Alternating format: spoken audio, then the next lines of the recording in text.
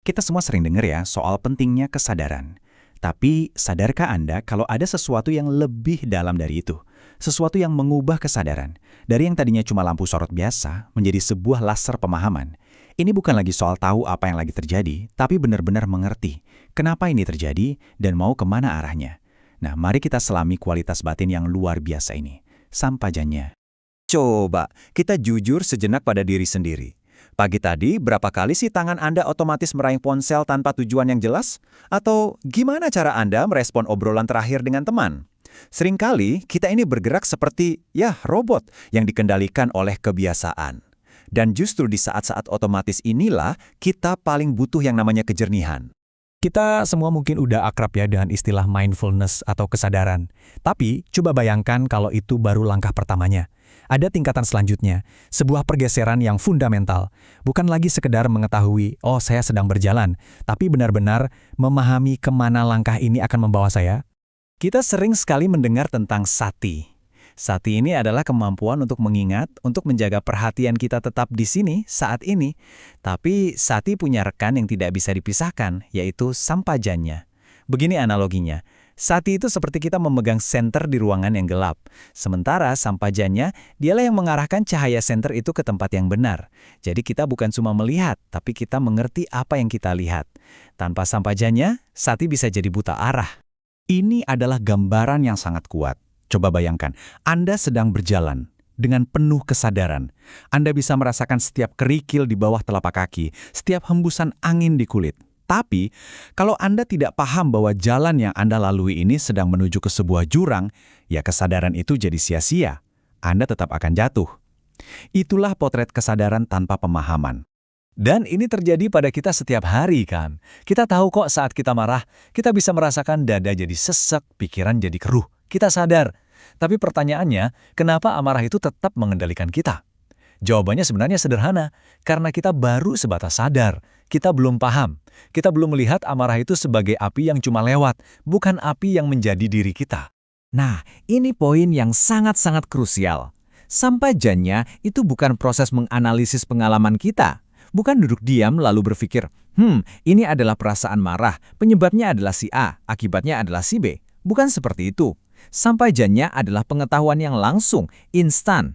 Sama seperti Anda melihat warna merah dan langsung tahu itu merah, tanpa perlu menyusun kalimat, ini adalah warna merah di dalam kepala. Ini adalah pemahaman yang datang sebelum kata-kata.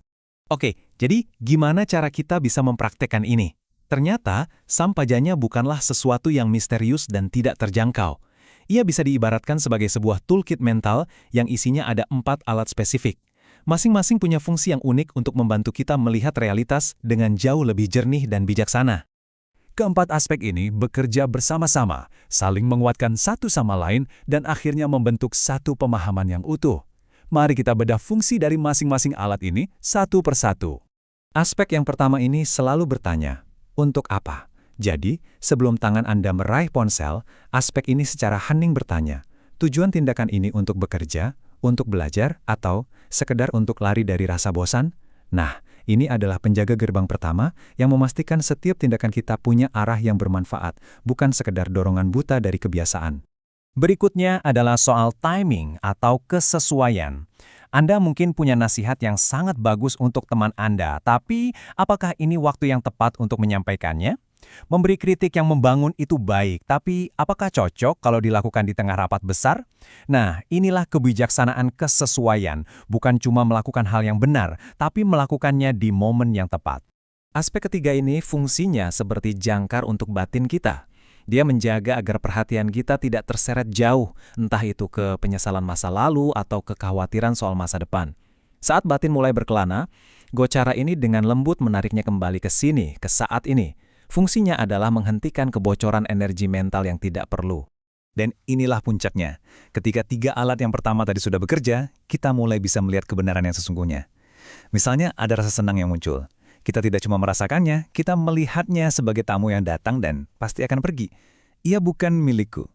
Inilah pedang kebijaksanaan yang memotong sampai ke akar dari semua ilusi kita. Lalu, apa hasil dari menerapkan keempat alat ini dalam hidup kita? Hasilnya adalah satu hal yang sangat-sangat kuat. Sebuah jeda. Sebuah ruang kecil di antara apa yang terjadi pada kita dan bagaimana kita meresponsnya. Dan di dalam jeda singkat inilah letak kebebasan sejati kita ditemukan. Tanpa jeda itu, hidup kita ya seperti barisan domino. Seseorang menekan satu tombol kita dan kita langsung jatuh, bereaksi secara otomatis. Proses ini terjadi begitu cepat sampai-sampai kita merasa tidak punya pilihan lain. Nah, Sampajanya melakukan sesuatu yang revolusioner. Ia menyisipkan jeda tadi, seperti mengambil satu kartu domino dari barisan yang mau jatuh. Dalam sepersekian detik itu, kita bisa melihat dorongan untuk marah, dorongan untuk mengeluh, atau dorongan untuk menyerah. Dan saat kita bisa melihatnya dengan jelas, kita tidak lagi menjadi budaknya. Tiba-tiba, sebuah pilihan baru pun muncul. Dan inilah kuncinya. Kebebasan itu tidak datang dari perjuangan atau menekan-nekan sesuatu. Kebebasan datang dari penglihatan yang jernih. Saat sebuah kebiasaan yang selama ini berjalan dalam gelap, tiba-tiba tersorot oleh cahaya pemahaman, kekuatannya secara alami akan berkurang. Kita tidak perlu melawannya, kita hanya perlu melihatnya dengan sangat-sangat jelas. Sekarang, kita sampai pada inti dari semua ini. Latihan ini pada akhirnya bertujuan untuk membongkar ilusi terbesar yang kita pegang, yaitu gagasan bahwa ada aku yang permanen dan terpisah yang sedang mengalami semua ini. Coba perhatikan pergeseran bahasa yang kelihatannya sederhana ini, tapi dampaknya luar biasa dalam. Pandangan umum adalah mengidentifikasi diri kita dengan pengalaman aku marah. Ini menciptakan beban yang berat, tapi pandangan jernih dari Sampajanya hanya mencatat fenomena yang sedang terjadi. Ada kemarahan yang muncul di dalam batin dan tubuh. Amarahnya mungkin sama, tapi hubungan kita dengannya berubah total. Tidak ada lagi aku yang menjadi korban dari amarah itu. Beginilah cara kerjanya dalam praktek sehari-hari. Sebuah pikiran cemas muncul, kita melihatnya hanya sebagai awan pikiran, bukan kebenaran mutlak. Rasa sedih datang, itu bukanlah kesedihanku, tapi hanya energi kesedihan yang sedang lewat. Saat kita berhenti menempelkan label aku dan milikku pada setiap pengalaman, kita juga berhenti menciptakan penderitaan yang tidak perlu. Ini adalah poin yang sangat mendalam. Rasa sakit, baik fisik maupun batin, itu adalah bagian alami dari kehidupan. Itu adalah sensasi. Tetapi penderitaan, kegelisahan, penolakan, rasa putus asa, itu muncul dari lapisan kedua, yaitu dari keyakinan bahwa ada aku yang solid yang sedang diserang oleh rasa sakit itu. Sampajanya secara perlahan mengikis keyakinan ini, dan dengan begitu mengubah hubungan kita dengan rasa sakit itu sendiri. Jadi, bagaimana kita menjaga cahaya pemahaman ini agar tetap menyala? Penting untuk diingat ya, ini bukanlah sebuah garis finish. Sampajanya itu lebih mirip seperti taman. Ia perlu dirawat setiap hari agar tetap subur dan hidup. Lampu pemahaman ini sangat berharga.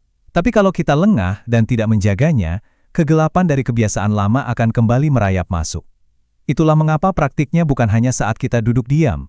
Setiap langkah yang kita ambil, setiap percakapan yang kita lakukan, setiap email yang kita ketik, semua itu adalah kesempatan untuk menjaga cahaya ini tetap terang.